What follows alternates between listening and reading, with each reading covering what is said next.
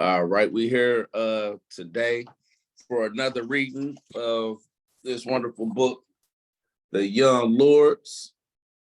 We're still in chapter 1. It's pretty long chapters and stuff like that. So we'll be starting, if you got the book page, I don't know what it is in the PDF, but the book page is on 22, Becoming a Young Lord, and we're going to be stopping at page 35.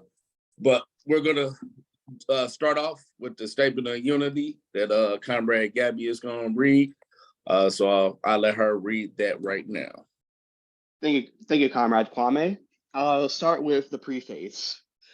The U.S. was founded as a colonial settler state based upon white supremacy and slavery, stealing the land of the indigenous nations, breaking every treaty made with them, and confining them to quote-unquote reservations, concentration camps.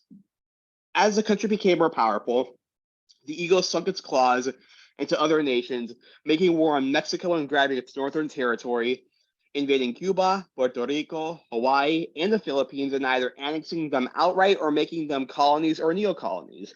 And in the 20th century, it became the major imperialist power in the world, exploiting both of the people within its boundaries and those in every other country, bullying them with military interventions and robbing them of their right to self-determination. As C.P. Newman stated, we have two enemies to fight, racism and capitalism. Between the two, capitalism is primary. Racism is a byproduct of capitalism. The working people of the world of every ethnicity or nationality face a common enemy that is destroying life on Earth. Our enemy is a small ruling class of property owners controlling most of the world's wealth and resources. We must have our basic needs met to live a good and meaningful life. Food, shelter, healthcare, education, freedom from the oppression of the state, and peace with other nations. To obtain these essential things for life, we must have the power to see to it that the abundance that is available is shared equitably. Statement of Unity for the Second Rainbow Coalition. The legacy of the First Rainbow Coalition dates back to its founding on April 4th, 1969, by the original Black Panther Party, original Young Lords, and Young Patriots organization. A number of other organizations joined this coalition not too long afterwards, such as the American Indian Movement, Brown Berets, Rising Up Angry, the Red Guards, and others. Since the founding of the United States, the masses had developed a number of popular movements that came together to fight back against this capitalist imperialist system in various ways around particular demands. Nevertheless, none had established a movement quite like the First Rainbow Coalition. This historic movement was the first of its kind that established a model of class struggle like no other. Its charismatic leader, Chairman Fred Hampton of the Illinois chapter of the original Black Panther Party, stated that at the end of the day, we were not engaged in a race struggle. He said that it's a class struggle, goddammit. By uniting with the various oppressed ethnicities and masses, they were able to bridge the gap between the various ethnic communities and that white supremacy had long sought to keep divided. This class solidarity equipped them with the material basis and class consciousness to see their common class condition, therefore, the necessity to form a united front against their common class oppressor, the capitalist imperialist ruling class. The ruling class viewed this as, the ruling class viewed this as fucking hell, I don't know what's wrong with my voice.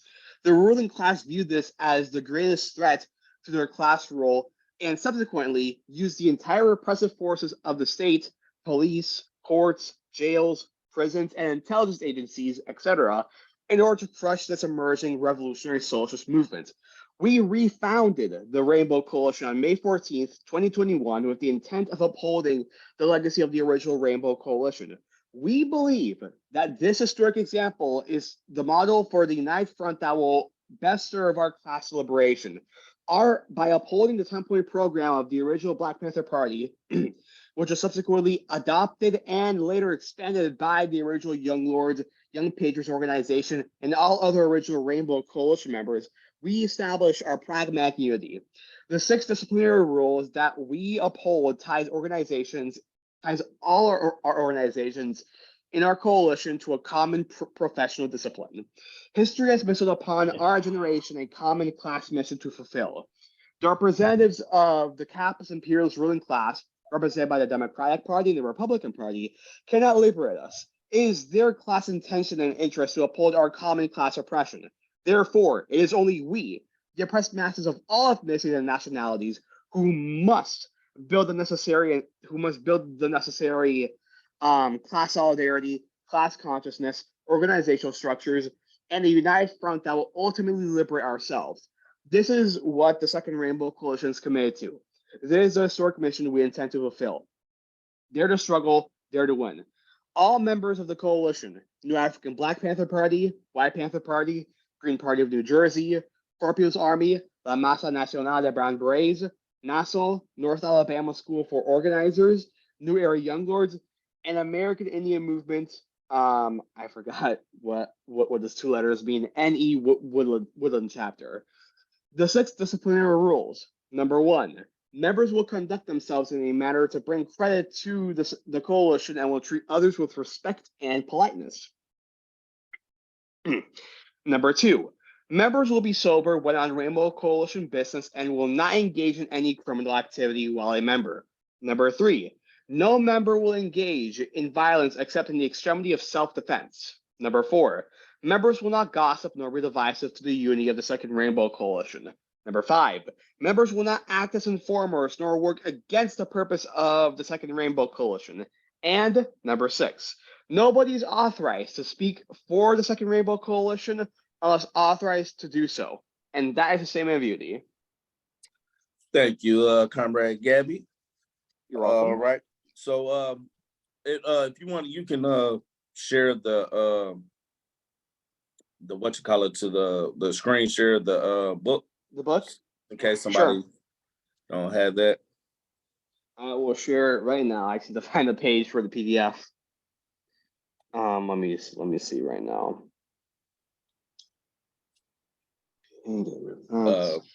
It's the sub chapter called Becoming a Young Lord. Yep, Becoming a Young Lord. I'm just trying to find the no, not that. And I don't have the PDF saved, so I'm trying to find the link to it. There it is, the Young Lords. There it is. Oh wait, never mind. That's something different. You need me to share it again? Find. Yep, if you can.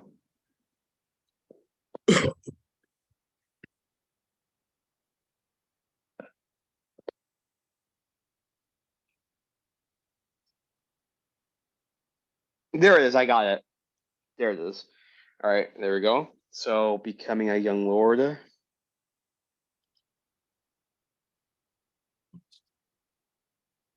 Thank you. All right. Introduction. What page are we on currently? There we are, Becoming a Young Lord. Okay. Wait, like we're on this exact page, or are we just like in this like section? Yeah, we on this exact page. Gotcha. Well, I'm gonna start screen sharing right now.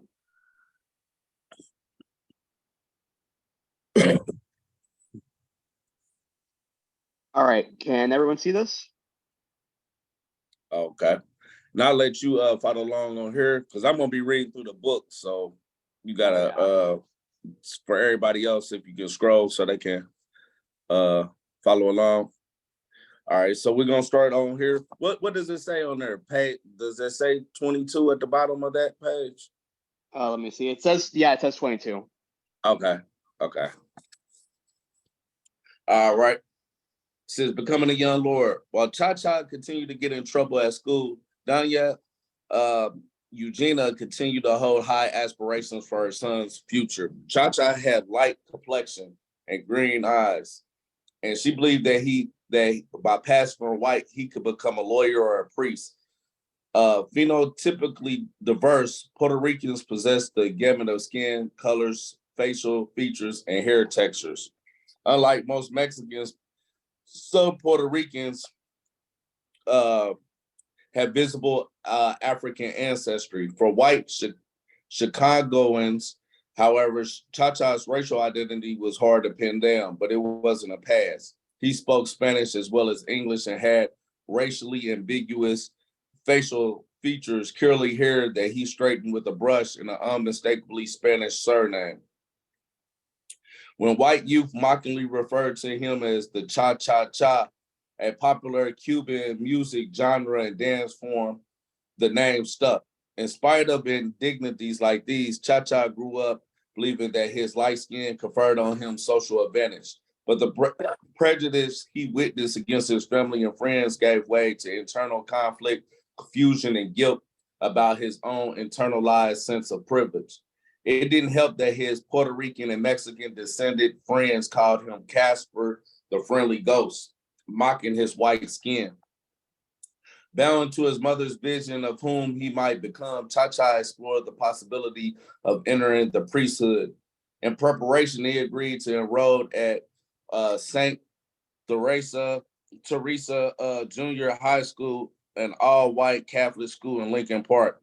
Influenced by the Marxist inflected analysis of reality that he later embraced, he concluded that the alienation, confusion, and racism he experienced as a boy had fueled his search for a refuge in the otherworldly. At school, Cha-Cha's teachers, including many of the pastors, called him Joseph rather than Jose, a point that he remembers with shame because he didn't resist it. Racism in the school came in different forms. Cha-Cha was privy to conversations that would not have taken place in his presence were it not for his white skin and the complicity of his pastors. He remembers listening in on a conversation. The priests are talking freely, using the N-word, and I'm turning red thinking to myself, wow, man, did this guy just say that? And I'm wondering if he's going to say something about Puerto Ricans like Spicks. I'm thinking, should I go off on this guy? This is a man of God talking like this. That really affected me, quote unquote. Cha-Cha's encounter with the church contradictions gave way to deep feelings of anger, disappointment, and betrayal, combined with his parents' inability to contain him, led him down the road of gang rebellion.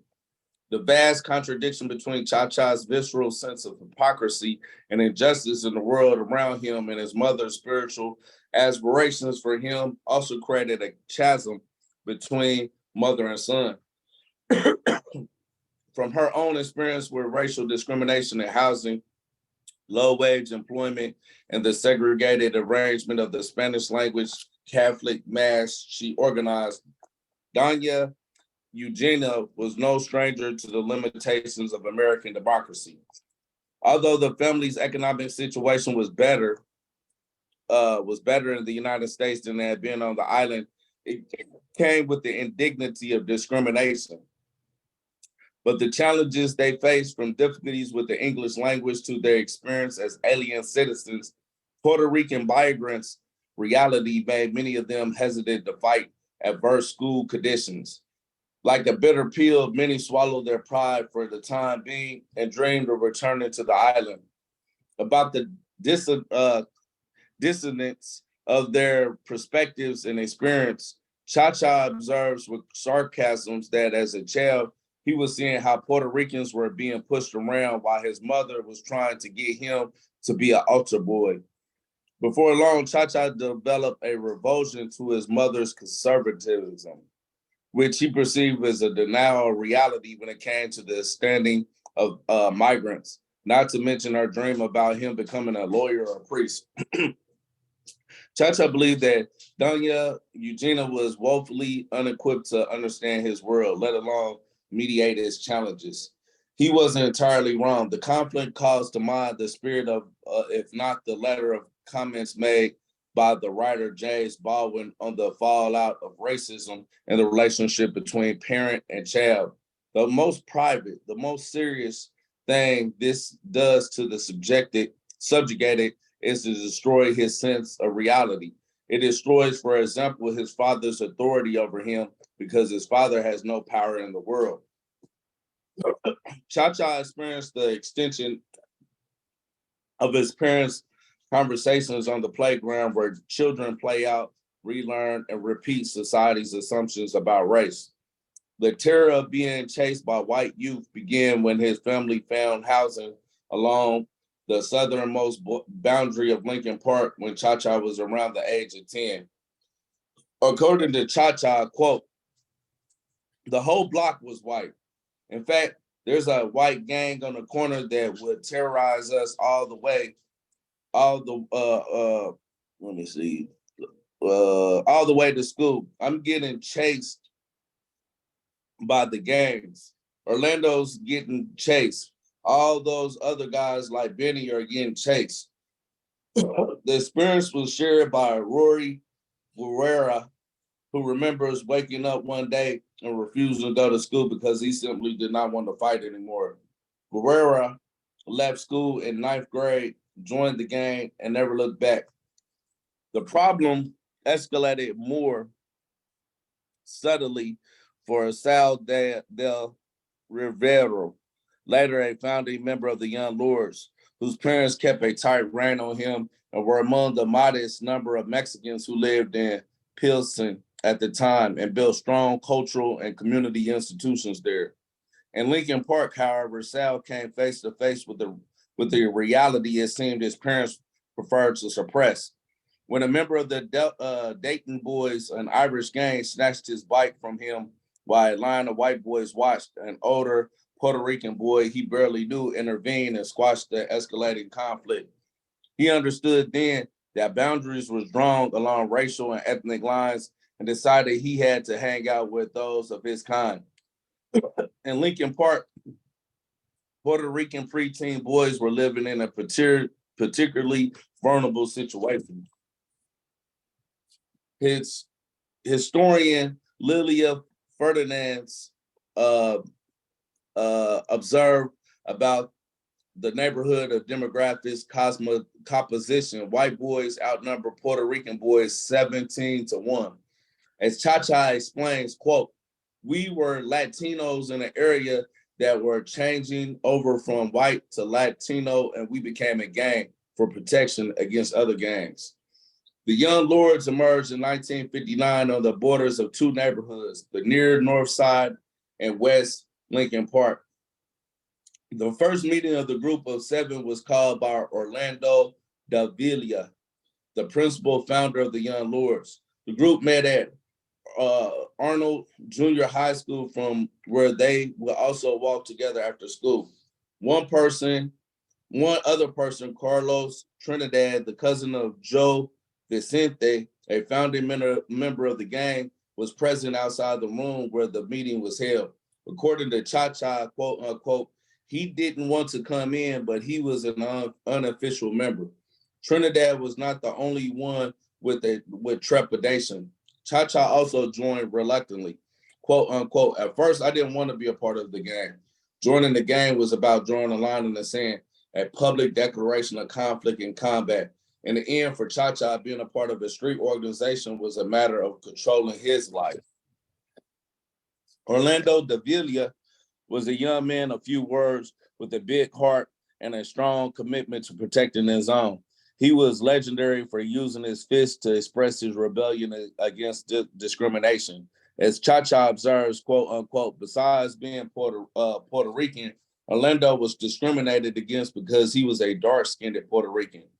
The double burden of this discrimination that trailed Davila during his formative years and points to some of the forces that led him to help form the gang and sealed his commitment to it. In street conflicts and interactions with white peers, darker complexion Puerto Ricans like him were read as Black Americans, an assumption that clashed with the way Puerto Ricans viewed themselves. Ethnicity tended to trump race as a marker of identity for Puerto Ricans. Yet, even when Black Puerto Ricans sought to challenge public perceptions, American reality dictated that their ethnic identification was immaterial. Thus, despite the hostilities that existed between Puerto Ricans and Black Americans, their common experience with racism opened up the possibility of shared identification, especially in the context of the emerging social movements and among youth who frequented and were socialized in similar public spaces. When this occurred, Puerto Rican parents often found their children's growing associations and cultural identification with Black American peers hard to understand. Burdened by nativism in the mainland and prejudiced by the racism rooted in the legacy of Spanish colonial slavery in Puerto Rico and further developed under U.S. rule, parents often use their language and ethnic culture to avoid being mistaken for or associated with Black Americans.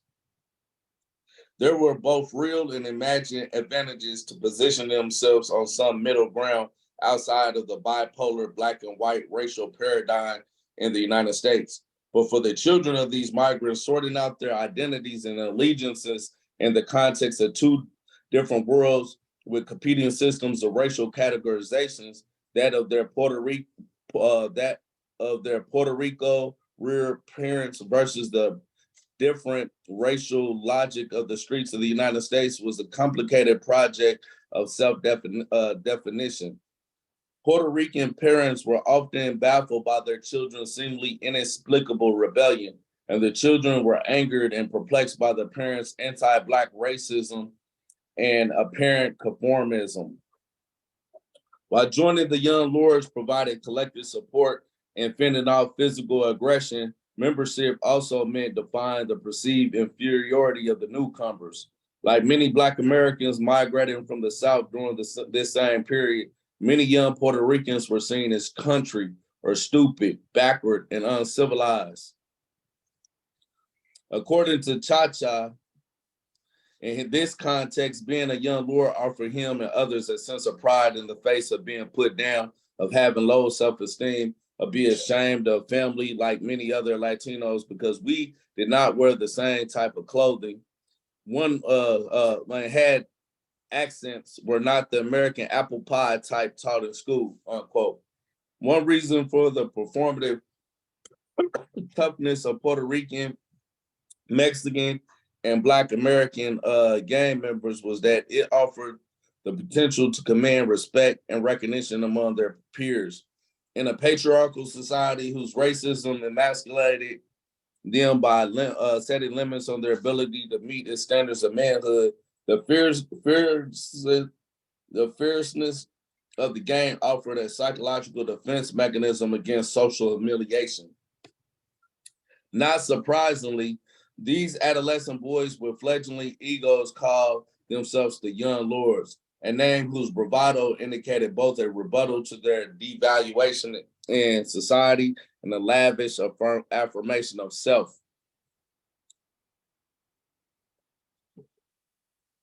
Just a minute, let me.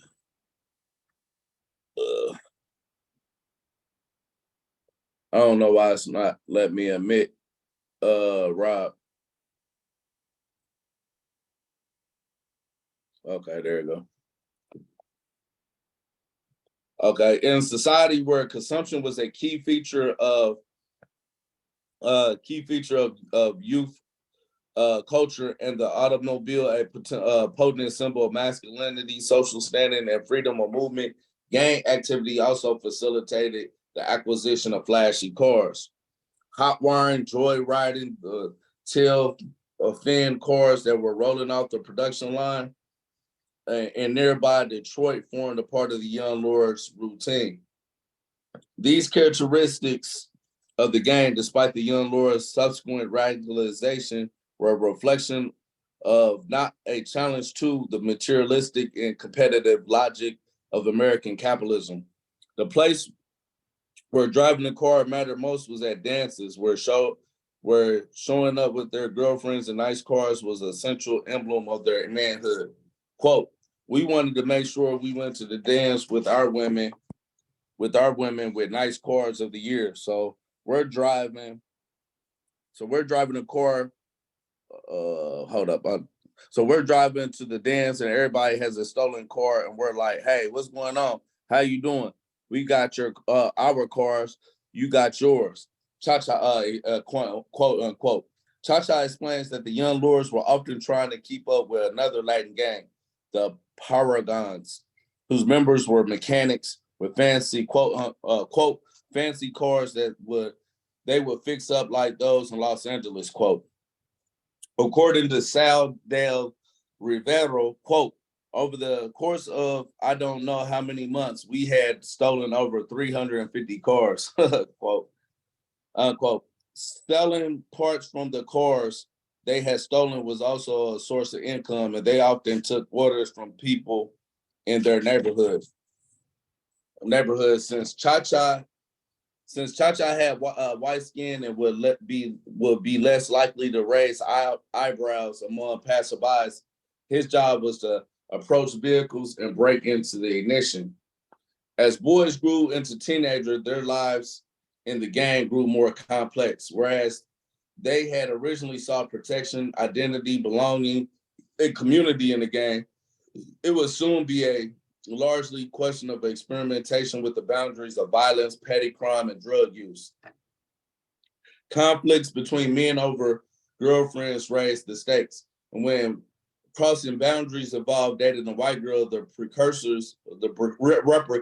repercussions were especially dangerous. Despite disputes were resolved in public street fights that amplified pressures to prove one's masculinity through physical violence. As newcomers to the neighborhood with much to prove, members of the Young Lords started fighting early, practiced fighting with each other, and fashioned themselves as the gang that could, quote, create the most damage, quote, in a fight. The Villa, quote, fought everyone in the group as a form of initiation, quote. According to Cha, quote, the gang was our world. This was our new country. We were willing to fight to the death no matter what to defend each other. We did not care about going to jail. That was like a reward, a notch on our gun. It showed what we stood for. These are the guys I am with, and we are defending each other, quote. Before long, arrests for weapon possessions increased among the gang's members. The stakes of these social interactions were bound to be high, as access to more traditional markers of masculine identity such as steady job or the confidence inherent in not having to disprove one's perceived racial inferiority was increasingly out of reach.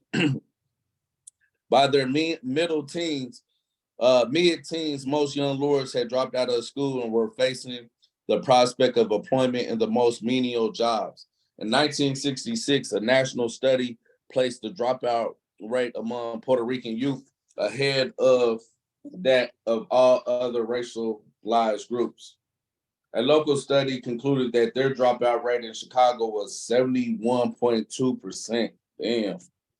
A few young lords had permanent employment. An exception was the industrious David Rivera, also known as Chicken Killer. I got messed with David with that one. He earned his nickname by holding a regular job at the North Avenue Vivero, the neighborhood slaughterhouse.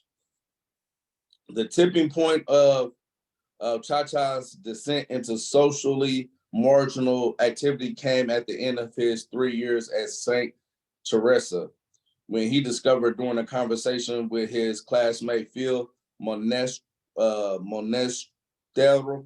that he and his family were not invited to the school's yearly graduation party organized by the parents. Cha explains, quote, thinking about it, devastated even now. It was a rejection. They didn't want me for whatever reason. There were no blacks in the class either. Anyway, after that, I don't want nothing to do with the church or school. I don't want anything to do with nothing, quote, unquote. Cha-Cha's humiliation would turn to rage. Like Malcolm X, Cha soon refused to play by the rules of society, and he looked to crime as a means of escape, survival, and personal rebellion. Of the summer months that transpired between his graduation from St. Teresa and his enrollment at Waller High School, he explains, quote, it felt like 10 years. That's when I really started getting in trouble. And at the Burley playground, we were hanging out there every night and every day, unquote. The summer of 1963 launched Cha-Cha's cycle of early teenage imprisonment for petty theft, drug possession, and assault. On numerous occasions, he was incarcerated at Aldi Home, the famed Chicago detention center for adolescents that housed the world's first juvenile court. He explains that he became, quote, used to going to jail, quote, quote, I just kept getting caught, and once you go to jail, once they know you, they keep picking you up, quote, unquote. Amid a crime wave in Chicago that fed the hysteria around juvenile delinquency, he built up quite a rap sheet. Does anyone else want to take over for him? I'll take over. Okay. All right, so we are here. Now older and hardened by imprisonment, the young lords went from being chased to doing the chasing. Because of his dark skin, Davila, yeah, understood inequality more viscerally than many in the group, and it was he who pushed the gang to cross forbidden boundaries. According to Chacha, the young lords didn't wait for the Italians and Irish to come to us. We walked up in their neighborhood and said, "I want a pizza," and they said, "Whoa, who the hell do you think you are? You don't get no pizza here." But we got knives, so we're coming in for a clash. The young lords were among a younger cohort of gangs with a strong sense of entitlement to public space and a bolder attitude of defiance to authority. Puerto Ricans, Mexicans, and Black Americans in Chicago were not allowed in public spaces reserved for whites. As historian Arnold R. Hirsch explains about the post-war period, for whites, the issue was no longer racial homogeneity of a given area, but rather the prerogatives of community control over the city's resources, its public spaces, parks, beaches. The beach at the end of the North Avenue in Lincoln Park was one such space. As Chacha explains, we could not go to that beach. That's for whites. That's by Lakeshore Drive. The white gangs run that. Our parents can't go there either. If you're Latino, adult or child, you walk in there, they're going to push you around. As little kids, we saw our elders being slapped around and kicked around. With his quintessential use of humorous dialogue and storytelling, Chacha explains how the young lords ran roughshod through de facto white spaces, and over the course of many rumbles, succeeded in opening up spaces that their parents had been afraid to enter. We don't know anything about civil rights. All we know is we live here now, and this beach looks nice to us, and we're going to swim. I remember we're walking. I remember we're walking there. It's a crowded beach. You can tell we don't belong there, and we know we're going to fight. People are going, "What the fuck are you doing, fucking Spix? Why are you here?" Quote unquote. So we're throwing people into the water and cutting them up with bottles and knives. They fought for a while. We fought for a while. And they scattered. In another episode, Davila convinced Chacha to join him on an after-hours walk through the playground of St. Michael's Catholic School, a whites-only space where elements of the neighborhood's drums and bugle corps operated as a gang at night. Although Chacha had reservations about crossing the line, Davila, armed with a gun, was confident that they would sail through. So we walk in there, and they're going like, "Whoa, look at these bad motherfuckers. They think they're bad, these fucking spicks." That kind of shit. So we're smiling. To have a gun at that time, that's like having a cannon. That's like having a cannon with you. So they stop us. They're in front of us, behind us, all around us. And then that's when Orlando takes out the gun. Pop, pop. He just shot in the air. The whole playground evacuated. And we just walked through. And we're going and we're giving each other five and can't wait to get the neighborhood to tell the guys we just walked through St. Michael's. These male adolescent contests of brawn and reckless daring helped open up segregated public spaces to people of color in the 1950s and 1960s. They suggest the rising of self-confidence demonstrated in 1960 by the Black Southern teenagers who, having grown up after segregation had lost legal legitimacy, conducted sit-ins to to desegregate to deseg- desegregate lunch counters. Cha-Cha continues. After that, everybody starts walking through St. Michael's. These guys are scared when they see Puerto Ricans walking by. They leave because they think we're coming with guns. Uncle Davila, Cha-Cha had Uncle Davila, Cha-Cha had an aversion to unnecessarily um, physical confrontations. This put him in the position of handling delicate conflicts in order to manage the gang. In order to manage a gang, quote unquote, so that you're not fighting every second, he explains it was a crucial to quote unquote finesse and talk your way out of different situations or problems that came that came up. Increasingly, Cha-Cha came to play that role, the unsustainable pressure cooker of these experience gave way to an ebb and flow of aggression among the gangs. Eventually, they pursued less hostile activities, including the formation of sports teams and experimentation with style and culture as a form of resistance. These new activities fostered the development of a different skill among the group's members, the discovery of hidden talents among others, the addition of dues of the gang structure, and the development of new leadership, all which laid the groundwork for the young lord's later politicization. Um, in the early 1960s, when he was about 15, Jimenez established his leadership in the Young Lords when he identified a strategy through which the gang could acquire what would become their signature black with purple sweaters. We were anxious to get our sweaters, but we're not getting nowhere with the dues. The sweaters cost about $30 or $40 a piece. Our parents are not going to buy them, so I said, why don't we have a business manager?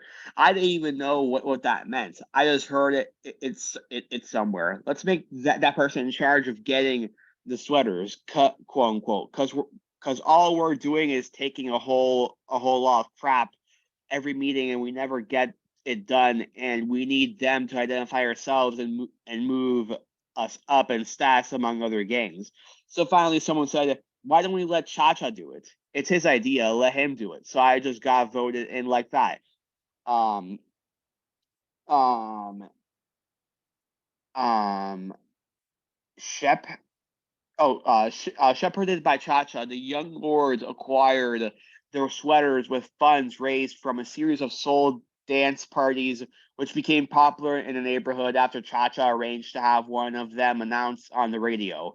While tensions between rival gangs inevitably surfaced at these gatherings, the young lords measured their success by the diversity of gang colors they saw in a dance hall. In the streets, colors conveyed rumble or amity in an instant, but but internally within a group, colors conveyed allegiance, identity, and much more. In a classic example of the pursuit of life imitating art, the young lords chose purple and black as their gang colors. Purple was the color worn by the Sharks, the Puerto Rican gang in the 1961 blockbuster film West Side Story. I've never seen that movie. The film trafficked in stereotypes, but it also offered the young lords a rare opportunity to identify with figures beyond their block. Cha-Cha recalls what it meant for young men like them to suddenly see familiar faces on the big screen. We were all walking proud with our sweaters, purple and black. Latinos were moving up in society. We were in the movies, West Side Story, that was big, and now all of a sudden it was more acceptable to be Latinos. The symbols and styles used by gang members, including colors, music, clothing, and language, signaled a provocative public rebuke to their subordinate standing in society and attempts to contain them. This rebellion found mass expression in the 1960s riots, street protests, and political organizations. It was visible in the distinctive styles and colors on display at dance parties in cities across the country. Not to mention, in the explosion of post-war gang populated by people of color. The young lords wore baggy pants, pleated below the waist, and long collared baggy shirts. Their style of dress was drawn consciously from Black American Chicago youth who called themselves ghosters, I think, who themselves were influenced by the flamboyant and extravagant zoot suit fashion created by black and Mexican American youth gangs in the 1930s and 1940s. As the Civil War rights movement awakened more people to issues of racial equality in the 1960s, a cross section of social service organizations began to address gang violence and the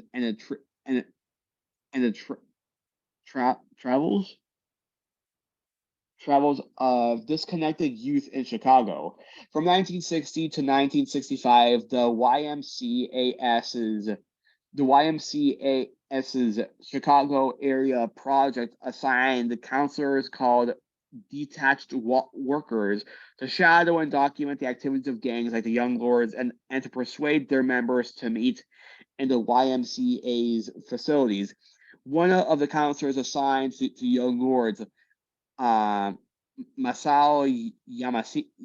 Yamasaki, was a Japanese American man who had experienced internment during World War II.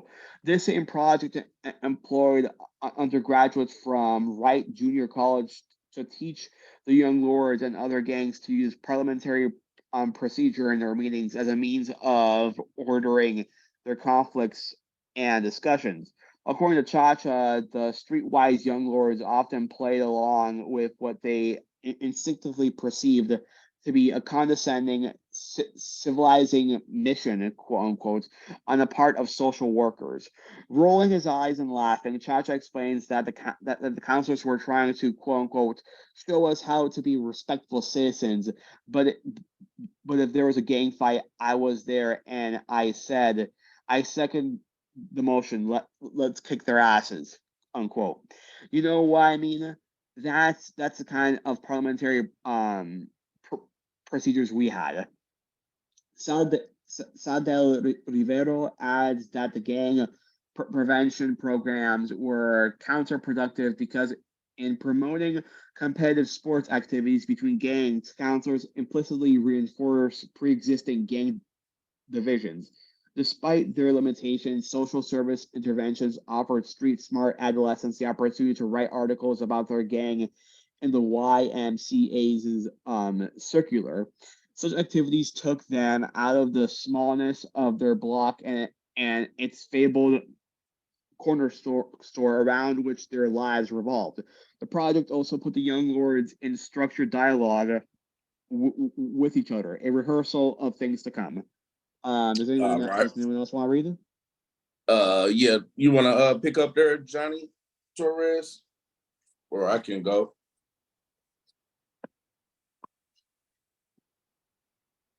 You still there, Johnny Torres? Yeah, brother. Give me a second. Okay. All right. Okay, so where exactly are we at? Becoming Puerto Rican. Oh yeah. Let me see. Even as young lords embrace constructive, what was that? Constructive, I feel like the screen was going. Constructive activities. ch1 was arrested more than 20 times during the first half of the 1960s.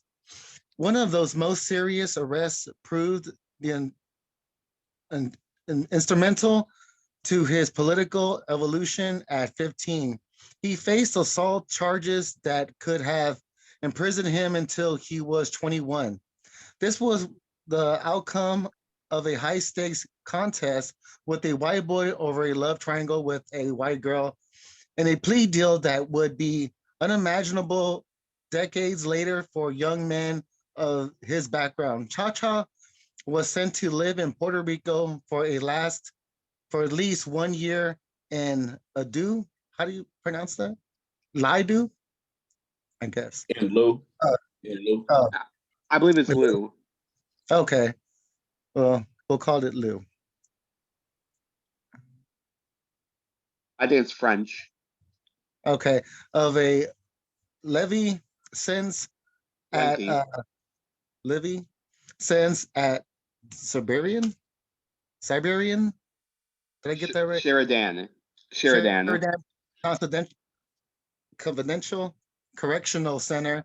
The deal was cut with the Cook County Juvenile Court and arranged by a local attorney whom Cha Cha's parents had hired with their meager savings. Yeah. Cha Cha remembers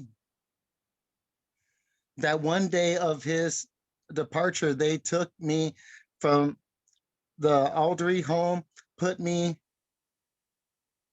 in a paddy wagon, took me to the airport. They took the handcuffs off me on the plane. I was crying. I don't know anything about Puerto Rico. I came to the United States when I was 2 years old and I was arrested here. I felt like I was being thrown out of the country for being in a gang. Cha Cha began to accumulate to life in the enslaved Enclave. enslaved San Salvador and Cargas. I hope I pronounced that right. Caguas. Caguas. Caguas. Okay. Puerto Rico, where small town social rules exposed him to the society different approach to issues of criminal justice. When he fell in love with a girl in a different town, he stole a horse and hot-wired a car belonging to a priest to see her. His offenses were handled through a series of embarrassing public lectures.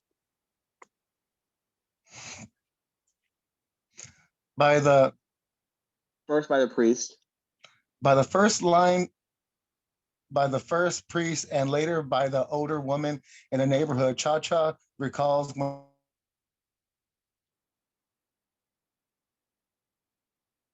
Hello?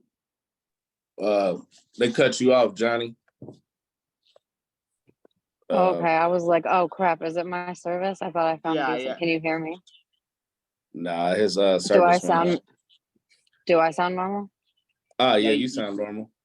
Yeah, I can pick up until he pops back in. This is Cha Cha recalls, quote, when I was in Puerto Rico, I didn't go to jail. Things were straightened with the well, let me go back a little bit. When he fell in love with a girl in a different town, he stole a horse and hotwired a car belonging to a priest to go see her. His offenses were handled through a series of embarrassing public lectures, first by the priest and later by an older woman in the neighborhood. Cha Cha recalls, quote, when I was in Puerto Rico, I didn't go to jail. Things were straightened within the family and the community, and I think it had to do with culture. I mean, that lady who gave him a public tongue lashing was worse than jail. The difference of this experience with the law in Chicago and in Puerto Rico led him to reflect on contrasting kinds of justice. Living in Puerto Rico also compelled Cha Cha to consider how he had acquired his own tangled racial identity. What was unspoken back in Chicago was that Cha Cha, like other fair-skinned Puerto Ricans, could gain advantage in everyday life by passing as white, at least as long as he didn't reveal his unequivocal Spanish name. Yet, even though he was mocked by his peers for being able to pass and for the possibility that he might turn his back on La Raza, race, lineage, or heritage, Puerto Ricans held contradictory feelings about their own identities. Many both rejected and desired to attain the white standard against which they were judged inferior. In Puerto Rico, Cha Cha experienced cultural shock.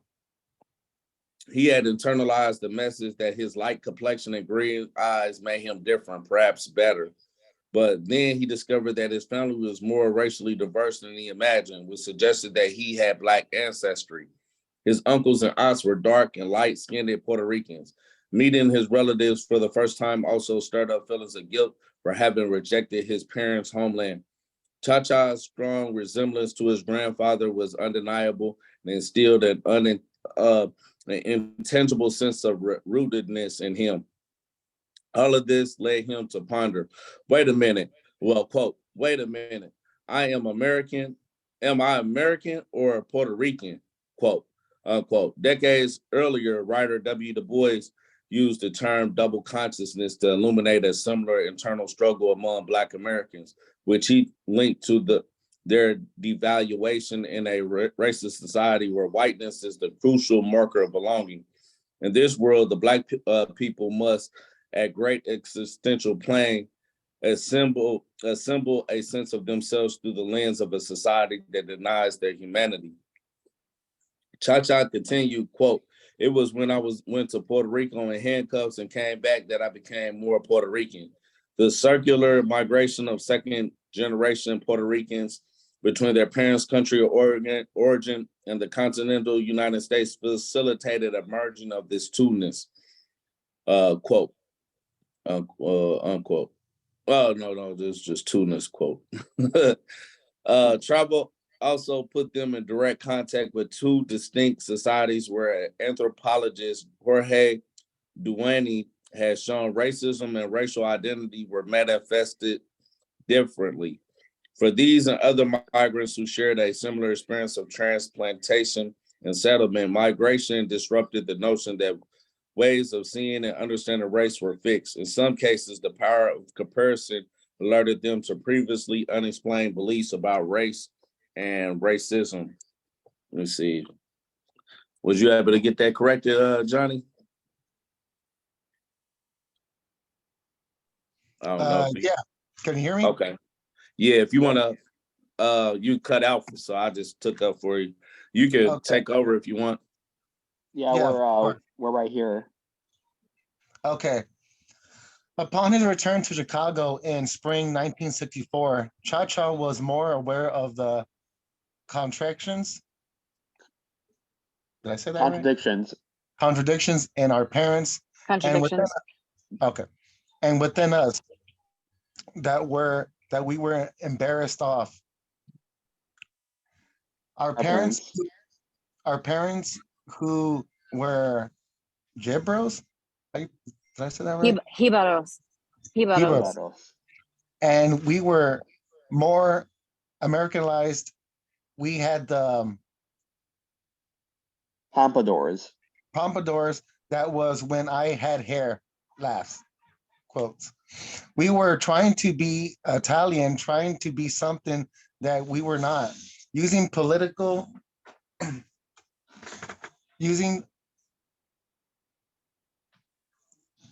language. Damn, I just lost my space here. Using political language and understanding acquired later. He clarified. We had neuralized racism despite his light skin. Cha-Cha was beginning to throw his lot in his with those. Oh shit. The screen kind of went. Oh, there you go.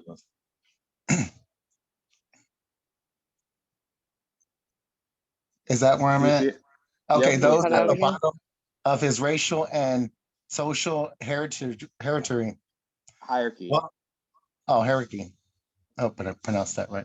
While his perspective had deepened, his relationship with the criminal justice system was largely unchanged. Within a week of his return, he was back in jail for stealing a toaster. What? Jimenez immediate re-imprisonment pointed to a serious problem with drug use and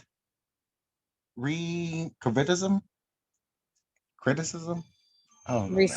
Recidivism. Recidivism. Racism. According to Cha recollection, his relationship to crime during that period was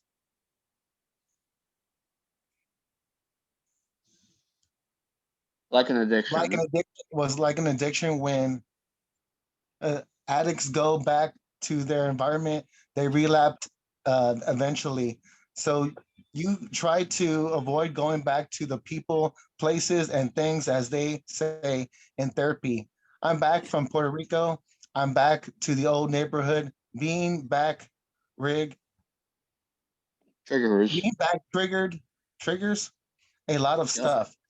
You run into your friends, you want to get high and drunk or whatever. Then you go to out and get money. While Cha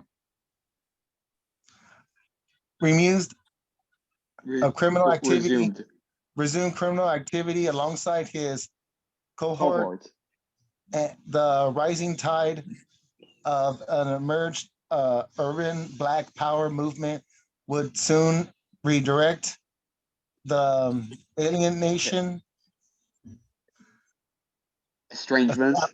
es- estrangements, and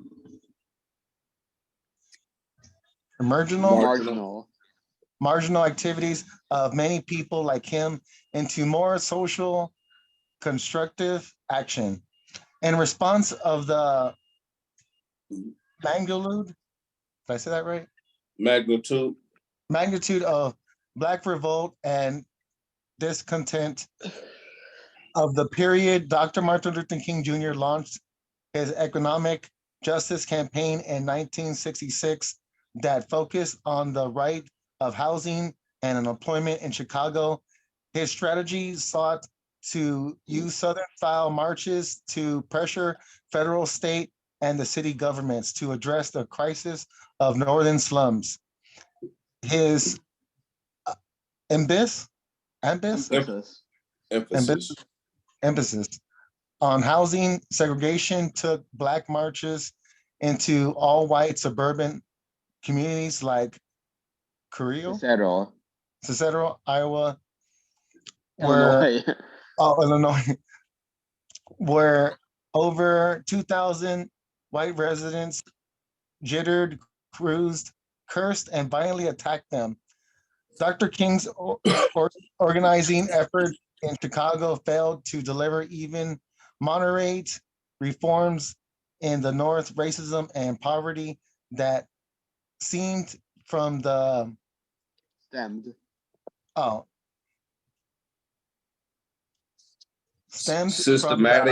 Systematic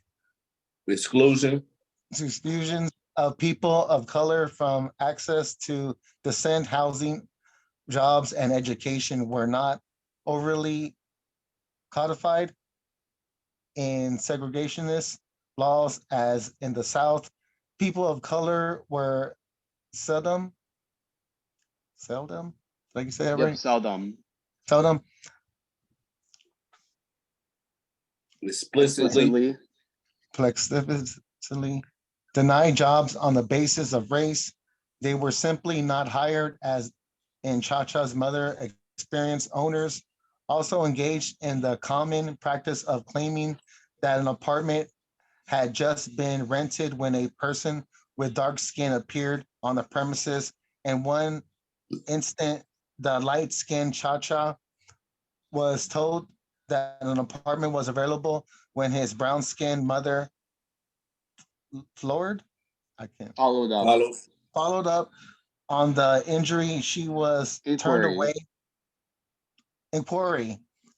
She was turned away. In addition, the experience of indignity, and violence at the hands of police, often described by people of color as an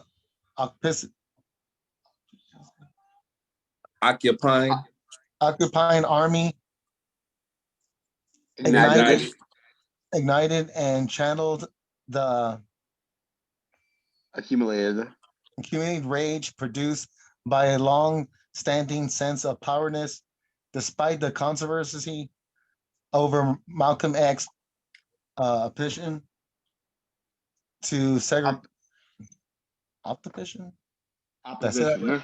Opposition to Integration. integration and his calls from Black Separatism. patriotism.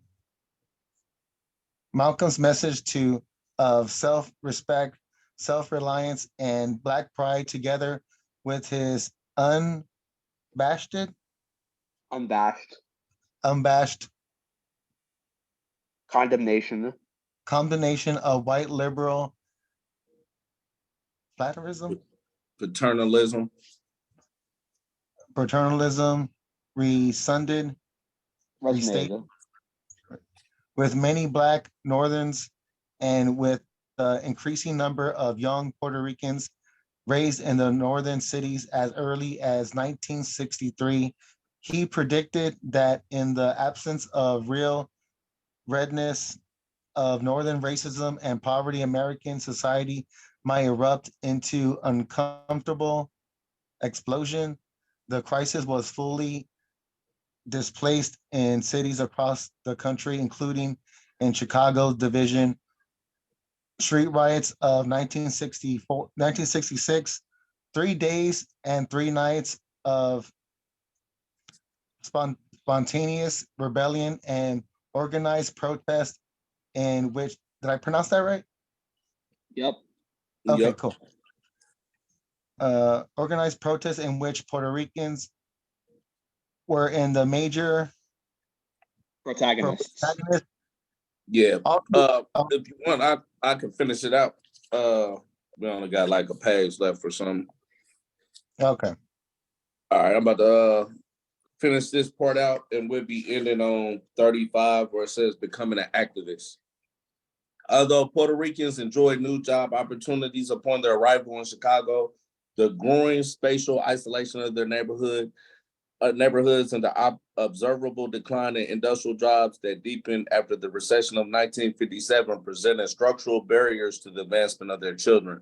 Out of this contradictory reality of raised hopes and dashed dreams emerged a distinct urban experience and identity in the new generations, whose frustrations, like those of Black Americans, erupted during a conflict with police, a growing symbol among Puerto Ricans of racialized police brutality in Chicago's white power structure.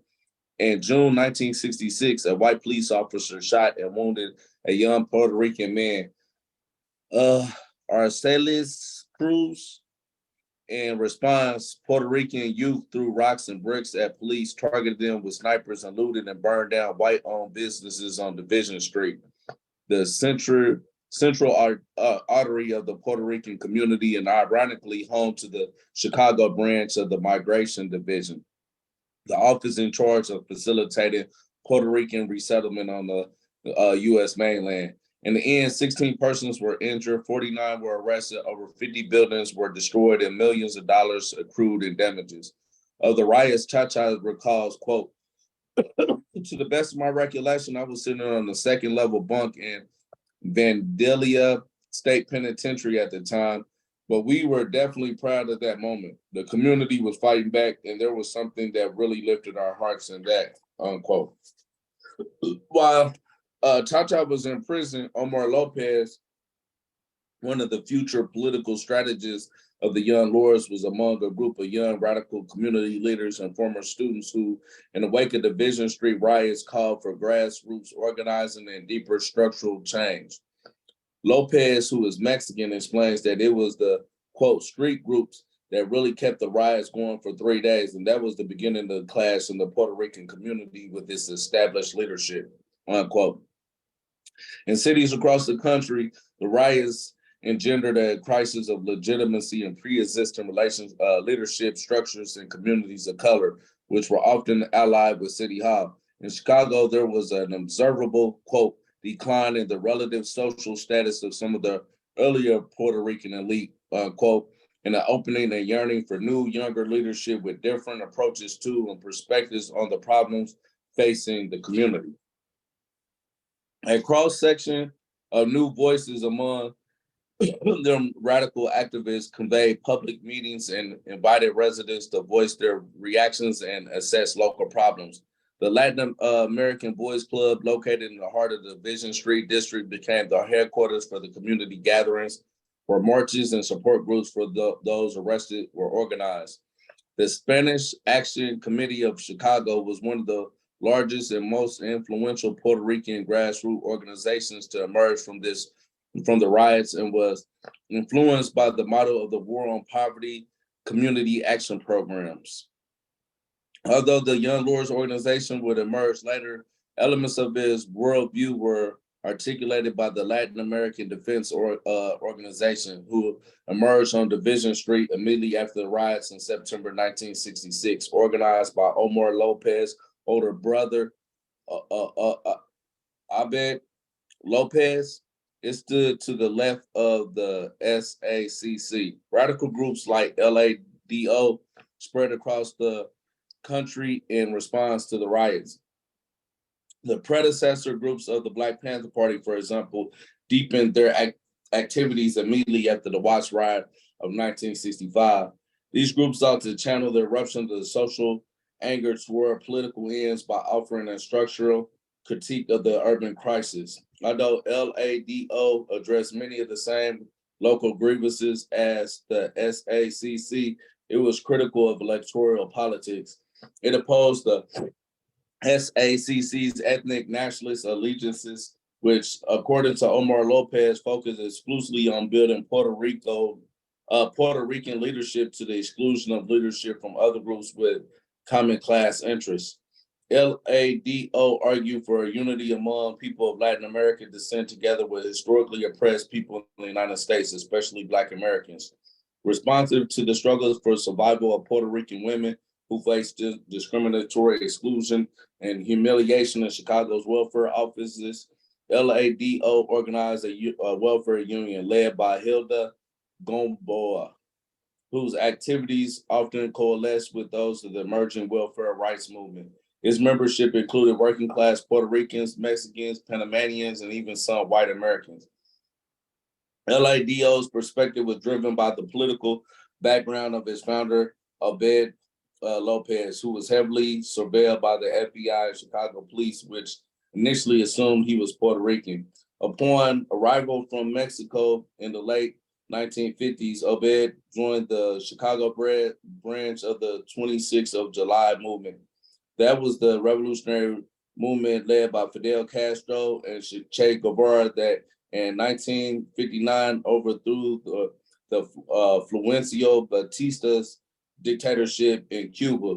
As teachers of college students in Mexico, Lopez had been involved in the campaign that elected radicals to student government in the Normales del Estado, Mexico's teachers training colleges. The Normalistas, as they were called, laid the groundwork in the late 1950s for the national student movement, whose protests against autocracy, repression, and economic inequality culminated in the infamous Tlatelolco massacre of student protesters by Mexico City's police in 1968.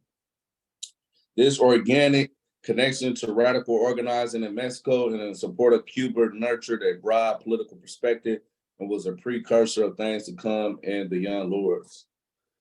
All right, that's the end of that chapter. It's kind of long. That was awesome. Yeah, I like how it gives like a full complex background story of the development of the Young Lords and what the environment was, the political dynamics, the neighborhood dynamics that was going on at that time. And I think one of the key things that I like, and I've been on ever since working with street organizations, is that the origins of these street organizations came from the white supremacy that was affecting the colonial type of relationships that people come in, moving up north from the South, or moving from migrating for New York or whatever to Chicago, looking for better jobs and stuff like that, or ones coming from Puerto Rico to Chicago and stuff like that. It really broke up the monopoly of white supremacist control over a lot of different local regions and communities in Chicago. You know what I mean? Mm-hmm. And it forced all these groups to come together, like just for survival, out of necessity. You know what I'm saying? Mm-hmm. But think about this. And even though this book only hints around the surface of this, it's another book I got called King David and Boss Delaney, which breaks down the politics of Chicago with the street organizations and the evolution of the street organizations. At that time, the Irish was like in control of the police, the electoral politics, and all kind of stuff in Chicago. You know what I mean? And the street organization of the Irish gangs, they were directly tied with the city politics. You know what I'm saying? Yeah. So you have the state allied with the white gangs. You know what I'm saying? That was using them for protection. That was using them to like electoral advantages, to maintain their power base within different communities and stuff like that. They was using them to also maintain this racial division. You know what I'm saying? So it's an ironic history that when we look at street organizations in Chicago, from all levels of it, from white to black to for Chicano, all of them had street institutions, but it was really the white ones that had the power of the state behind it. You know what I'm saying? So I think that's the irony of that history dealing with Chicago. Well, yeah, that's very interesting. And yeah, they did mention in the beginning of this chapter both the Irish and the Italians, if I remember Yeah, correctly. But both the Irish and the Italians, the the government was actively funding these rightist white supremacist groups to uphold redlining and the racial divisions of these communities, to uphold white supremacy, while these other communities led by the white gangs got more privileges and got more favors from the government compared to that of non-white neighborhoods. And it's very interesting. I didn't know about that when it came to the gangs. I knew a little bit, but I didn't know a whole lot of it until this chapter went into it. Very yeah. interesting. Hey, I would encourage you to get that book too. I haven't finished this. I put it in a group chat, but Mayor Daley, that became the mayor, Richard Daley, he came from the Hamburgers. The Hamburgers was a Irish gang that a lot of the people that became like police chiefs and all kind of stuff, they came from the Hamburgers gang. You know what I'm saying? And they would try to say they would call themselves athletic association, but that was always just a euphemism for a gang, because they used to go bust heads, you know what I'm saying, during election times, intimidate motherfuckers so they wouldn't go to the polls, and they had make sure other people come and vote for a particular person so they become the alderman in this region and stuff like that. But this dude ended up rising. I want to say he was the president of the Hamburgers for like 15 years. And then he eventually becomes the mayor of Chicago. He's the one during the time of the assassination of Fred Hampton and all the other bullshit that was going on. You know what I'm saying? So gang culture was like a fundamental pillar of the politics in Chicago. You know what I'm saying? That's from the white structure. You know what I'm saying? We don't have to look at the black street organization. We could just look at the white ones, and they had a direct line from the government all the way down to the street level. So it was not they can claim plausible deniability by some of the bullshit that they was doing in the community to maintain segregation and the different political dynamics that was going on, urban renewal and stuff that was going on in Chicago. All that played the dynamic, and they used the white gangs to help push their agenda in Chicago. Yeah, these gangs were a part of the state as much as the police were, you know? Kind of reminds you of the South with the Ku Klux Klan. Yeah, It was- yeah, exactly. Yeah, Yeah. exactly. Actually, they were basically just rebrandished Ku Klux Klan members, basically. These white gangs. That's basically what they were. The government actively giving whiteness to these other ethnic groups that were not considered white, Italians, Irish, and so on and so forth, in order to uphold white supremacy and embolden white supremacist groups. You know, by getting more people on their side by giving them access to whiteness. You know, it's very interesting. Absolutely. I think even one day we should read like books like this other book I'm reading about the other street organizations in Chicago, because they all have like as we see, the Young Lords have a direct history with the Black Panther Party, but also does the other street organizations. You know what I mean?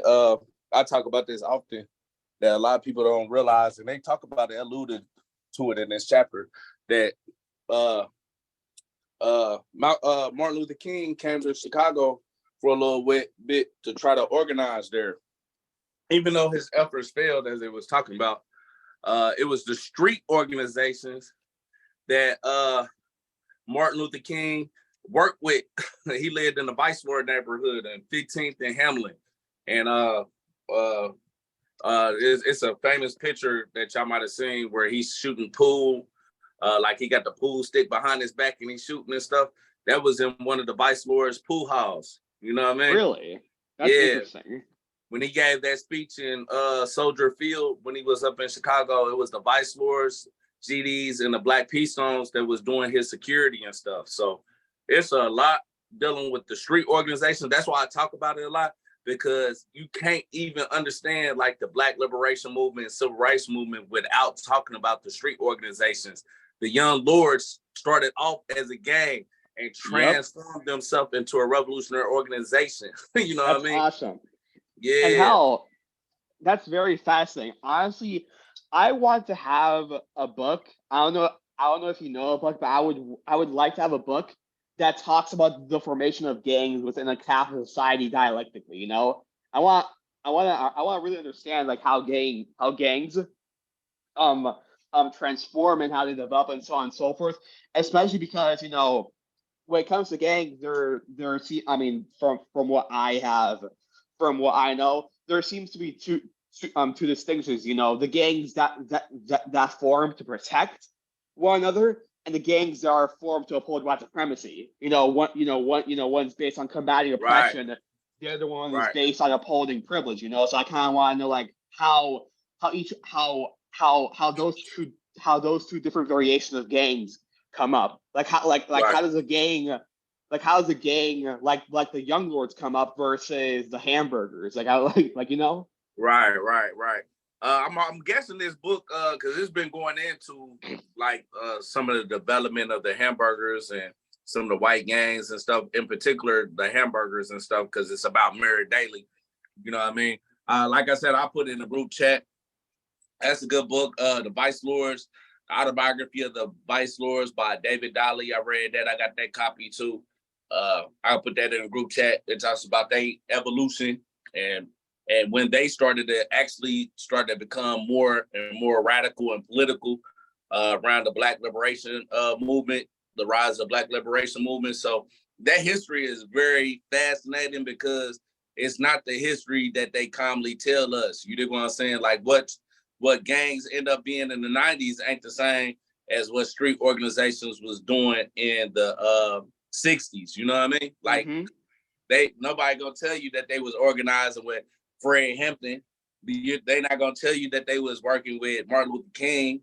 You know what I mean? In security, they're not gonna even tell you they formed coalitions like the Rainbow Coalition called LSD, which was Lord, Stones, and Disciples, which came together. They were shutting down construction sites up in Chicago and demanding that they hire Black people and give them opportunities, not come in a community and dictate how this development is going to go in their community and stuff. You dig what I'm saying? They don't tell us about that stuff. You know what I mean? So that's an important part of revolutionary history that we need to know that's often not talked about. 100%. You know, especially because in U.S. history class, gangs like the Young Lords in general are demonized and dehumanized. You know, just like the Black Panthers, they're portrayed as savages that has hated white people and that has killed everyone that they disagree with. It's like, no, that's not at all. These gangs, a lot of the gangs in these communities originated on the basis of protecting one another from white supremacy and from the forces of reaction. It was based on protection. They had to do what they had to do to survive. So it's that saying. You can blame you can blame the person for engaging in petty crime, or you can blame the system that makes people engage in petty crime out of necessity to survive. Right, absolutely. And I want to point out another thing that is often overlooked. Just like we got political prisoners, it was a lot of the street organizational leaders was political prisoners. One that comes to mind, that's like our political prisoner, he's dead now, Bobby Gore. He was a part of the conservative vice lords. He went, they sent him to prison for a crime he didn't commit because he was taking them in the direction of community and like doing this type of stuff the Black Panther Party was doing, and they saw that it was a threat, so they had to get rid of Bobby Gore, and they sent him to prison for a number of decades. I want to say for a crime he didn't even commit. You know what I mean? Wow. Same thing with Lennon Peltier. Fucking sent him in jail for a crime he didn't even commit. Yeah. Fucking hell. With some of our elders that's been in like Asada, how they locked her up, or Sundiata, you dig what I'm saying? Geronimo Pratt, you know what I mean? The list goes on and on. But this is the common history that revolutionaries have to identify with, so we understand why we look at street organizations as the lumpen proletariat, just like the Black Panther Party did, that could be transformed into the opposite and actually could be an asset to the revolution. You know what exactly. I mean? Jose Chacha Jimenez and Bunchy Carter. Bunchy Carter was the leader of the Sassoon gang out in Southern California. He took that whole gang and turned them into the Southern chapter of the Black Panther Party. You know what I'm saying? Wow. So he's another one that was like Cha-Cha, took a whole gang and made them revolutionary. You know what I mean? That's fascinating. I didn't know that. That's really interesting. Yeah, because like, yeah, you're 100%, and about the lumpen proletariat, the lumpen proletariat, out of all the proletariats, have the most revolutionary potential of all the working class, because unlike the rest of the working class, they truly have nothing to lose. They've been completely kicked out from the capitalist from the capitalist machinery. So they truly have nothing to lose. They literally have nothing to gain from this capitalist imperialist system, and they can and the lumpen proletariat, just like how they can exude the most reactionary behavior, they can also exude the most revolutionary behavior. Absolutely. I mean, I look at my own political education came from me coming from that criminal element. You dig what I'm saying? Like I've been shot by the police and everything. You dig what I'm saying? Robbed the bank, robbed businesses and stuff like that. So by the time I got to prison and juvenile, boys school and all that stuff, I had already seen the real face of the system. So I was always like a rebel against authority, but didn't have a way to put a circle around it. But when I came across the Black Panther Party, and the Black Panther Party started telling me who my real enemy was, it was easy for me to identify with the Black Panther Party because it was taking my already aggressive against the system mentality and flipping it on top of his head and politicizing it. So it was easy for me to make that transition to a revolutionary because I was like, man, I'm already don't like this motherfucking system. You know what I mean? I already been in shootout with the police. I already beat up correctional officers, staff correctional officers and shit. So this right here is right up my alley. You know what I mean? Hell yeah. That's So awesome. it's the same thing with a lot of the brothers and sisters that come from that element, that it's not a hard transition for them to make once they become politically conscious. But that's the key. Yep. They have to become politically conscious, or the system will use them like they did the white supremacists, you dig what I'm saying, as a way to maintain the system. You dig what I'm saying? It was also other that the FBI used to pit against the Black Panther Party.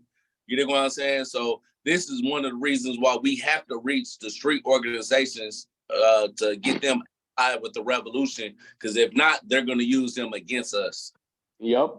You know, when a lot of people, you know, because whenever I see people looking down and demonizing the lumpen proletariat, it's oftentimes people who still hold a lot of the sentiments that Marx held of the lumpen proletariat. You know, that the lumpen that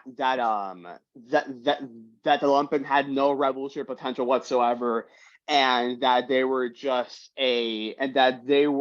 stalling the revolution. You know, it wasn't really until Mao and Fanon where they understood why there was so much crime within the lumpen proletariat. You know, they were more sympathetic to them compared to Marx, Engels, Lenin, and Stalin. You know, so whenever I see people demonizing the lumpens, oftentimes people who still hold those sentiments that Marx held, and instead of critically analyzing Marx's arguments and seeing if he was correct and if they apply to our current materialistic conditions, they just take it wholeheartedly without even being critical about it and without, you know, analyzing it, you know?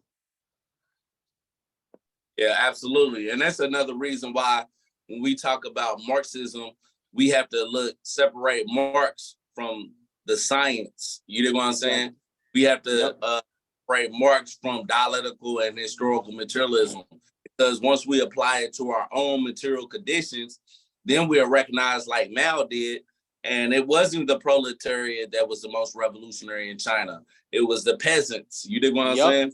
They had the most revolutionary potential. In the United States, it's the same thing. It's not the proletariat necessarily. It's the lumpen proletariat that's going to have more revolutionary potential, because they've already been, once they get theory behind them, it's only confirming what they have already actually experienced. It's clockwork. They've already been beat up by the police. They've already seen white supremacy in its most diabolical, dehumanizing form. They already been to the prisons and jails and juveniles and boot camps and all this type of stuff, and see that the system really don't give a fuck about us. You know what I'm saying? So when they become politicized, it's an easy conversion for them to understand, because a lot of them already got a fuck the police mentality. You know what I mean? Fuck the system mentality. You feel me? So that's definitely a part of our politicization process that we must undergo with these street organizations in order to win them over to the revolution. Hell yeah. Yo, I honestly want to hear what everyone else has to say about this, especially you, Comrade Johnny, and you as well, Alyssa. Do y'all have anything to say about this? About the whole chapter itself? Yeah. Yeah, definitely. Um, so like it kind of picked off where we kind of left off last time about Cha-Cha. And this guy really has a very long and amazing origin story. Mm-hmm. And it's kind of like interesting how you see all these people's origin and how they started, especially when different kinds of like uh, activists, like the Black Panthers and the Brown Berets, and now the Young Lords. You're seeing how they started. It's not as almost similar to everybody else's, uh, because they definitely had to deal with discrimination and all that. You kind of see the role they play, as some of them started as gang members and now they felt like they had to rebel, and they felt like this was the best thing to do, Mm-hmm. to like show the people, like we got to stand up to this. We shouldn't be in a gang anymore. We should all be one. And you see how all these these dangers that they go into, and it just keeps going, but they still keep getting stronger. And especially Mm-hmm. you see the ways that Cha-Cha handles it, and the people around him.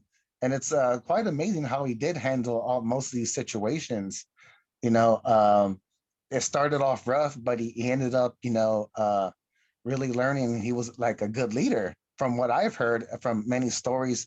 I'm pretty sure yet to come in the book, but I've heard a lot of good things about him. I think I was gonna meet him at something in Chicago like last year or a year and a half ago when I went there, but he couldn't make it because I think he was sick at the time, and there was a lot of things I wanted to tell him, but maybe that'll be for another day. But from what I do know, it is very inspiring, and to hear these things about him, because we're all activists and we're all trying to make a difference in what we do, but it is a good experience. Hey, Oh yeah. I would like to share my own personal relationship with Cha-Cha. Cha-Cha, to be honest, has a big influence on why we formed the Second Rainbow Coalition and when we formed the Second Rainbow Coalition. I met Cha-Cha the first time I met Cha-Cha is when I first met the street organizational leaders. So I actually was so caught up with the street organizational leaders and stuff like that, I never got time to talk to him. So, but we took pictures and stuff, all the street organizational leaders of the Vice Lords and Cha-Cha. One of them was a part of the Black Liberation Army and stuff. He was the one that brought me to the thing because it was the 50th anniversary of the People's Law Firm that we was attending, and he wanted me to. At the time I was living with him, so we went up there together. So long story short, I met him for the second time when like a month and a half later, Angela Davis and Frank Chapman was putting together the their movement. I forgot what it's called, the acronym. It's like NAARC or something like that. National Alliance Against Police Repression or something like that. Racism or police repression or something like that. But anyway, I saw him there. I came up to him. I was like, "Yeah, your name Cha-Cha, right?" He was like, "Yeah, yeah, yeah." I was like, "You probably don't remember me, but we was just at the People's Law Office like about a month and a half ago. And we took pictures, and I told him. He's like, "Oh yeah, yeah, yeah, yeah." So anyway, we took pictures and stuff. But I thought that was gonna be the last time I talked to him. Later that evening, we went to Portillo's, which is like this hot dog place. And I'm getting my hot dogs and stuff like that. We was about to go back to our seat, and in walks Cha-Cha, right? So Cha-Cha walks up. He's with some journalist that was writing a story about him and stuff. So I walk up to him. I was like, "Man, you following me, Cha-Cha?" And he started laughing and stuff. So I went over his table and we kicked it. And he ended up giving me his phone number and stuff like that. And so I started talking to him a little bit off and on and stuff. And I asked him one day, he called me one day, or I called him, I forget which one. And he told me, he was like, "Kwame, you gotta watch this program that's coming on PBS. It's on, I still remember the date. He said January 27th. You dig what I'm saying? You got to check it out. And it's January, mind you, January 27th, 2021.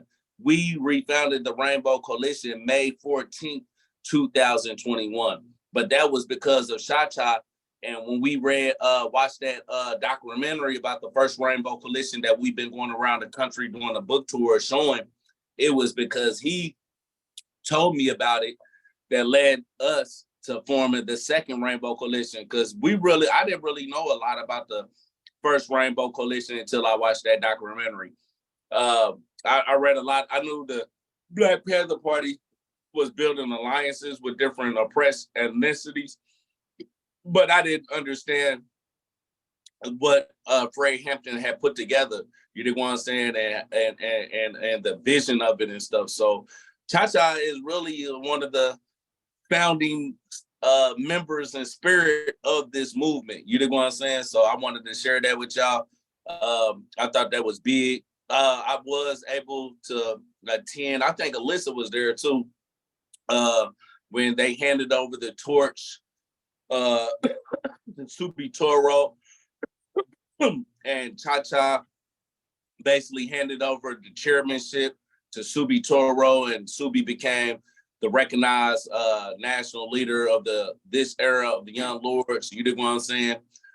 So yeah, ch1, man, he had a big influence on why we are even the second Rainbow Coalition today. So wanted to share that little part of history with y'all.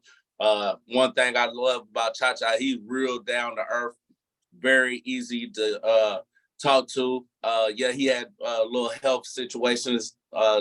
So you probably might not see him now because he's been dealing with that. You dig what I'm saying? But he's a big inspiration to why this second Rainbow Coalition was even formed. That's beautiful. Whenever revolutionaries are portrayed on media, they're always portrayed as these violent, aggressive, insane people. But in actuality, they're some of the most humblest people you'll ever meet. And that's because being revolutionary means loving and caring for humanity. For the people. It's impossible to be a revolutionary without showing love for your community and for the world and for people's lives to be better. So whenever so it's oftentimes revolutionaries who are oftentimes the most humblest people that you'll ever meet, and that's really nice. Absolutely. Before we close out, I want to point out something that we came across in this chapter. I don't know if y'all remember all the founding members of the original Young Lords, and right now they're just talking about the gang part when they were gangs. But David Rivera, they mentioned David Rivera. I don't know if y'all remember that name being cited, but David Rivera is one of the elders that's still alive today. He's actually been working with the Second Rainbow Coalition. He works with the New Era Young Lords right now, sits on their central committee. He will be on when we finish reading this book. He's going to come on just like we did with Aaron Dixon, and he's going to talk about this book. He's going to talk about the origins, development of the Young Lords. I think he said he's going to bring Omar Lopez on. Cleo Silver's going to be on.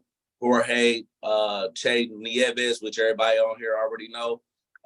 And we might have a special guest. I'm not going to put this out there yet until we get it confirmed, but I think it'll be a special treat. This sister that was a part of the Young Lords, well, she was an original member of the Young Lords. Hopefully you should be on to talk about that too. So I think after this read, I think we're going to have a good discussion with some of the original members all the way back to David Rivera, you know what I mean, when he was one of the founding members of the Young Lords, even as a gang, you know what I'm saying? So, and then became a founding member of the Young Lords as a political revolutionary organization. Go ahead, Joe. Yeah, good evening, comrades. Hey, thank you for hipping to us to all that, Kwame, because that's pretty important. We was talking about that in the last book reading. When did ch1 pass it down to Subi Toro? because they sent me the pictures and the live videos and all that, and I shared it on my post representing that at that time. But I was like, how long ago was that? Because we were thinking, was it a year? Was it a year and a half? I got like, I don't know, like, maybe I'm getting old timers or something. But how long ago was that? Because to me, in my mind, I said it was at the beginning of this year, or right before that. So less than a year. What do you say, Karan? It was June of 2022. So 1 month ago. Yeah. Oh, so it's 1 year ago. Yeah, Oh, about okay. We're a month off. Yeah. Yeah. Oh, Yeah. okay. So that's what I thought. Okay. When Thank we you. went to Chicago, Yeah, when we went to Chicago, when that we was went to Chicago, that I was think June. that was 2021. It was 21. I think it was 2021. I think Because we refounded the Second Rainbow Coalition in May 2021. So it was Huh. 20. what the Yeah. heck? Where the heck did time go? I feel that. I feel that. That doesn't seem right to me, but you might be right. Yeah. Damn. Yeah, I know it definitely That was wasn't. a really dope experience to be part of. Yeah, it definitely wasn't 2021 because we refounded it May, and then the following month, that's when we linked up with High Thurman and Andy Willis, and then we started to write the statement of unity. That took Okay. months to do. So yeah, it was 2022 that when we was in Chicago. Yeah, because I heard about you all 2 Junes ago, I believe. Two Junes or 2 Julys ago. Oh, I know, at the end of June and the beginning of July, when they brought it up to La Mesa and stuff like that. So I was like, so I've been with it for that much, but until we had these book readings, I wasn't able to be involved and stuff like that. So, I'm happy where it's moving forward with and stuff like that, comrades. Oh, and then Kwame, while I had you, or while I'm rudely interrupted, uh, what's going on with the thought of just having them at the after? Can we get them in between time, in the meantime, in between time? What do you think about that? I mean, because I know I work with the Elders Council for the Brown Berets, and it's hard to get them on the phone. It's getting hard to make a meeting. It's real hard. But like, how can we get them like interactive during the reading of the book? Well, and get some firsthand experience. That's all I had to say. I don't know. I'm just shooting that out there. That's all. I mean, we could try like I don't know if they'll be able to do the whole book read with us, but Lisa, she yeah, you're right. I just looked.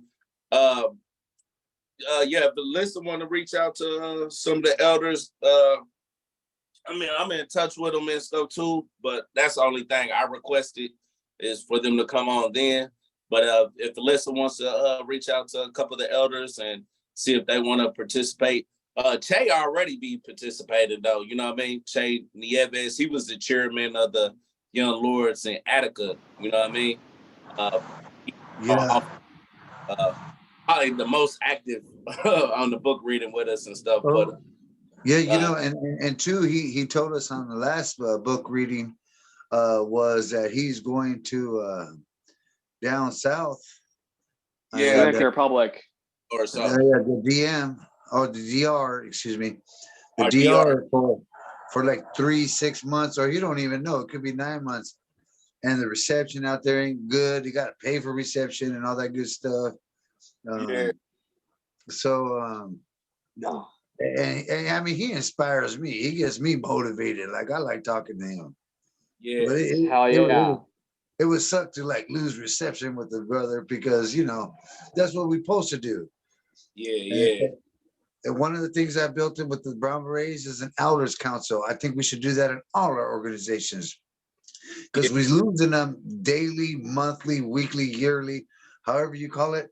We're losing all that experience, and we definitely gotta bring on the elders and bring them into, and then make them feel important too, right? Make them feel Yeah. like they're doing something, even if they're just telling their story from 1967. So what? But it inspires them, keeps their heart pumping, keeps them going. Like, hey, and that's positive right there. That's Yeah. all I wanted to say, comrades. You know, what I mean, I don't want to talk too much because I like to talk a lot, but we got to keep on building that strength. I mean, as much as we need it with the elders, is as much as we need it with the youth. Yeah. And that, as revolutionaries, that's what's going to create change, because we got everybody on board. Mama, Papa, and Grandma, Ma, or me, Ma, or whatever you want to call her, Abuelita, like whatever. It's everybody's on board. Yeah, we actually got the elders council, but we don't like it's up to they voluntarily when they want to come on. But like Cleo, she's a part of the elder council and stuff. She comes on every now and then whenever she can. But like I said, I'll reach out to Alyssa, see if she could talk to some of the young Lord elders and get the ones that want to jump on here throughout the reading to participate. But we definitely gonna try to make that happen. Well, we ain't gonna definitely. We already got confirmation for them that they definitely gonna be on at the end for sure. You know what I mean?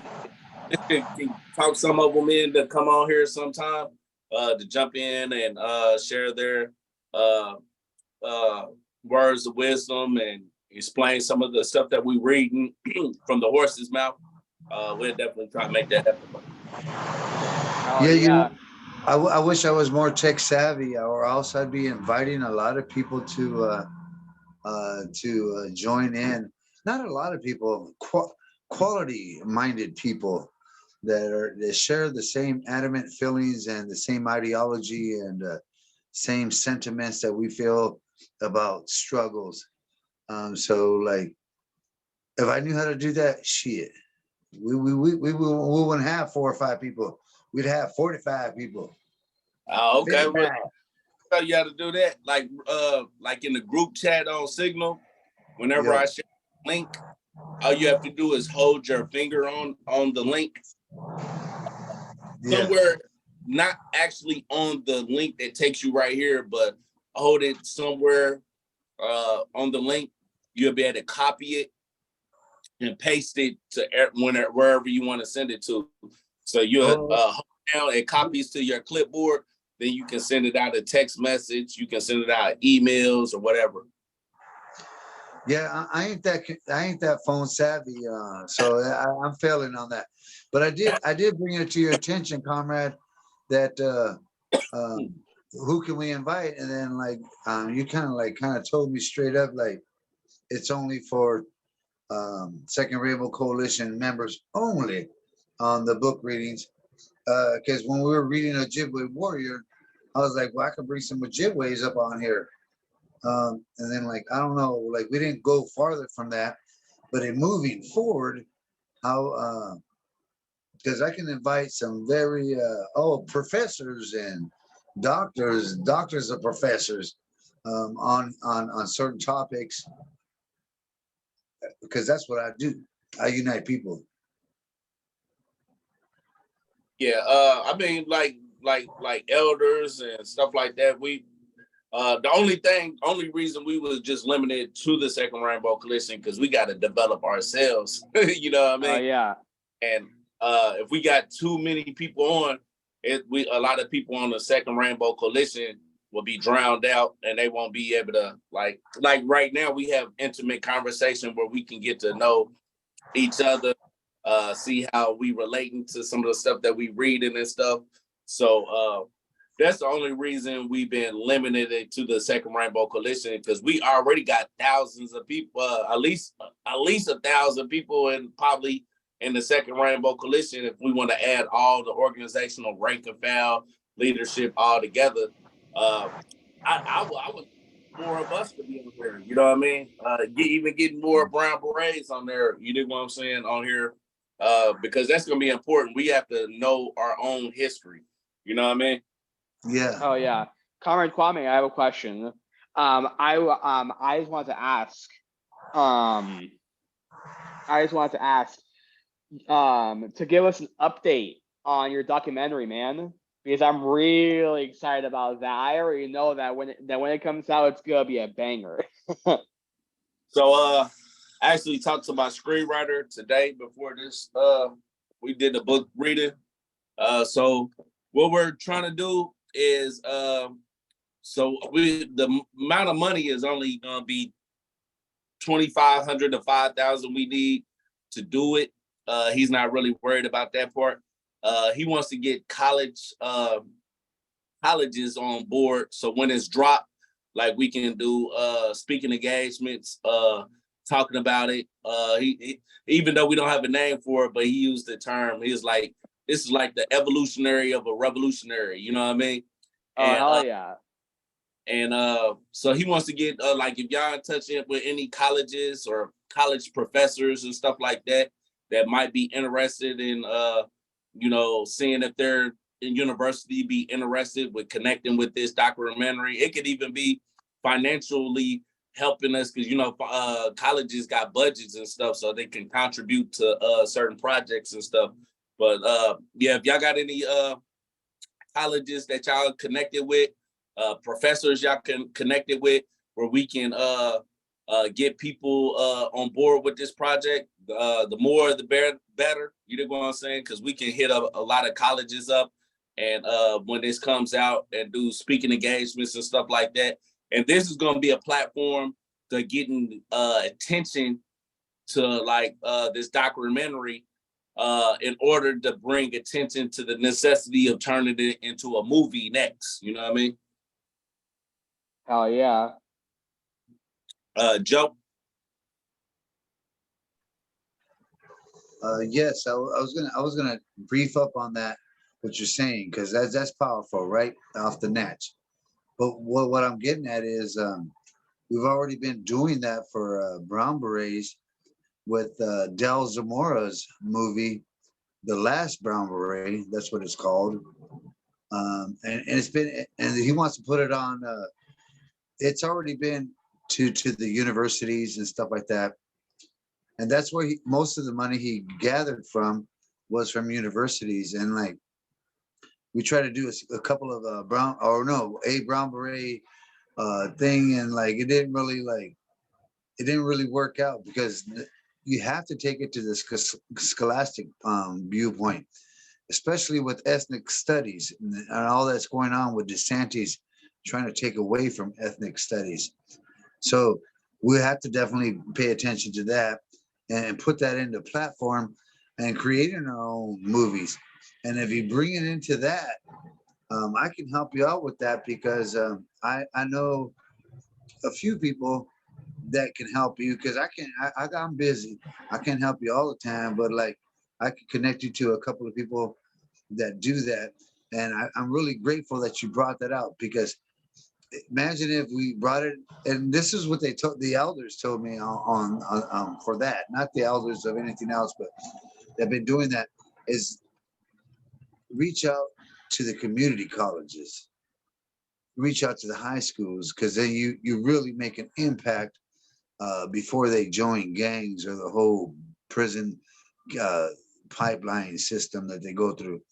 And then, because once they get to university, they're too already involved in whatever they're already doing automatically.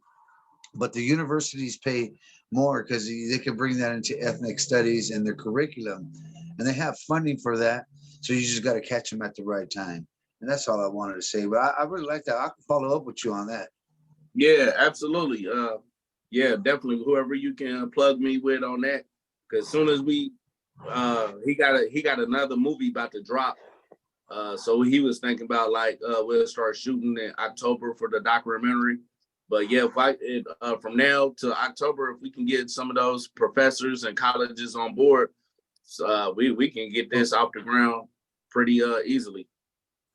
Yeah, one of the things I wanted to ask you, because you kind of sent a little, message like, "Hey, what's up?" Like, I could use some funding and stuff, but like, if you can get someone, because I say I'll get someone, but like, you might be able to do it yourself. Make a nice flyer for it, bam, bada bing, with all the information on there, all the links or all the ways a person can donate to. Um, and then I can help push that out there. We can push it out there everywhere. And then when you're only looking at 2,500, my friend Del Zamora is looking at 250,000 to get it on Netflix. It costs 250,000 to get it on Netflix. Right. That's a whole other, Yeah, a whole that's a nother whole other level. ball game. But like, Yeah, think big, think big. That's what I'm saying, brother. yeah, That's all. yeah. Absolutely. Yeah. I just gotta teach you how to send it though. Yeah, you know how to do emails though, right? Send emails. Kind of, not really. I don't know how to, I just send stuff through Messenger and stuff like that. Like, Yeah. that's what makes it easy for me. But I can always get with somebody that is trusted that I That can can help you with it. Yeah. help me with it. You know what I mean? But it don't come too easy. I'm in Oregon. Shoot, I'm gonna show you guys what I'm looking at right now. And it's cold out here. I got a flannel. Everybody burning up. Well, I was sitting in the shed because I'm building this. Well, I'm gonna hook these people up over here. But look at check out the view though. They're real nice. But that's why I was in the shed, because it got a highway right here. It's too damn noisy. Yeah. Yeah, I can I sent you on Signal my GoFundMe, because the GoFundMe has all the information on there. It's even a video on there. And you can just whenever you come across somebody can show you how to send it to people. Oh, I can start posting it up. So yeah, we'll double up on that conversation and stuff, and I'll be able to send it to peoples and stuff, so it can like Okay. we can get out there. I always say the easiest way is like to send it to me on Messenger, and like then I can push it. Like Okay. Oh, okay. I can do that. Yeah, I can do that as soon as I get off of here. yeah, Oh because the yeah. email that makes it a little difficult. That's all. Okay. Yep, All right. I Well, I got you know as it's soon as already late. I'm sorry I joined in late, and like we kept keeping the conversation ongoing. But we could always talk as Okay, sounds individuals good. whenever. And All one right. love, comrades, to everyone that joins and continues joining the book reading club, or not the club, but the book readings, education, revolutionary book readings. All power to the people. No doubt. All power to the people. And we're All gonna power to people. conclude on that note, because we about over 2 hours in. Appreciate everybody coming on here, contributing your viewpoints and how this is inspiring to you. The next one again, like I said, is this Sunday, 2 p.m. and Comrade Gabby will be the lead moderator on that. Oh yeah. All power to people. So with that, all power to the people, Comrade. Y'all have a good night.